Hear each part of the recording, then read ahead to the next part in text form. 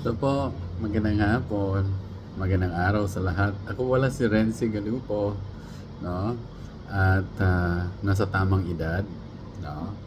At taken na, no?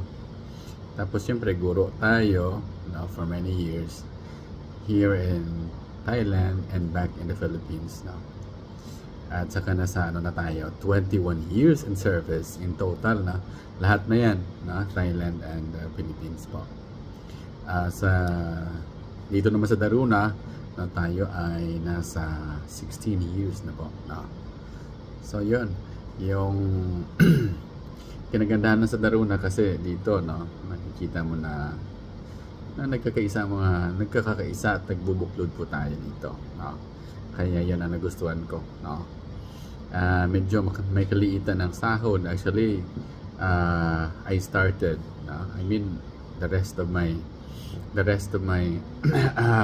colleagues, no, nag-start kami ng 12,000 but, no, and the 3,500 for the food allowance, no? Yan lang po, and then libreng bahay, lahat na yan, alam niyo naman siguro yan. Tapos bakit ang tagal ko dito, no? Bakit tayo tumagal dito? Siyempre pa, mura ang cost of living dito, no?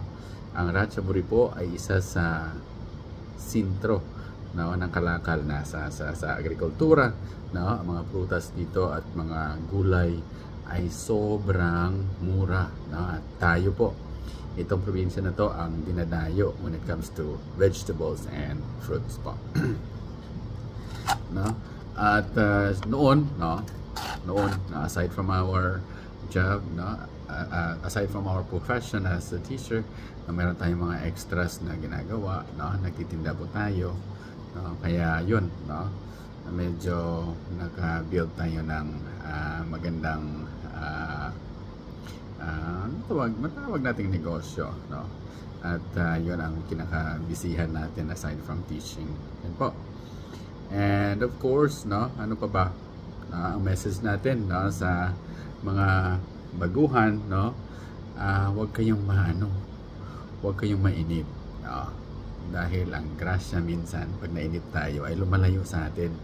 Embrace natin kung maliit man siya, no, dahil meron namang increase yearly, no, pagtiyagaan natin, no, at kailangan natin gumawa ng paraan kung paano maparami, no, ang ating kinikita every month, no. I mean kung paano ma-multiply yung ating kumbaga sahod, no, paano mapalaki ang sahod, paano tumubo pa ang ating sahod. Kailangan gumawa kayo ng paraan na mapalago yan, no. Yan po, dyan tayo nagsimula na sa mga sahod-sahod at yan ang puhunan, no, sa negosyo natin.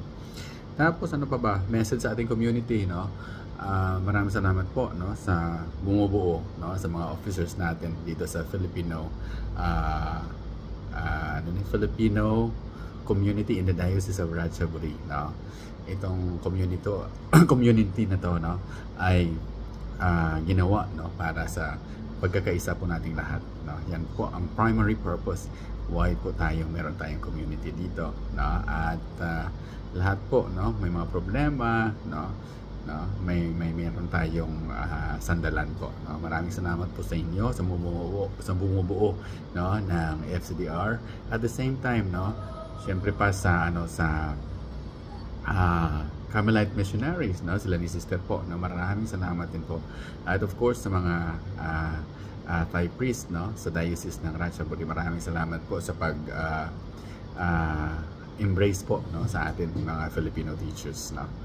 At yun, na mensahe ko lang, no, sa sanlibutan ay sana magkakaisa po tayo, no, pagmamahalan at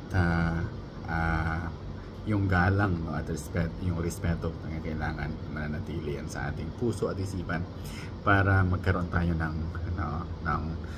magandang pamumuhay, matiwasay na pamumuhay na malayo sa giyera, no, at kung ano-ano pa man. Yan po lamang, and God bless everyone. Maraming salamat po. Likha.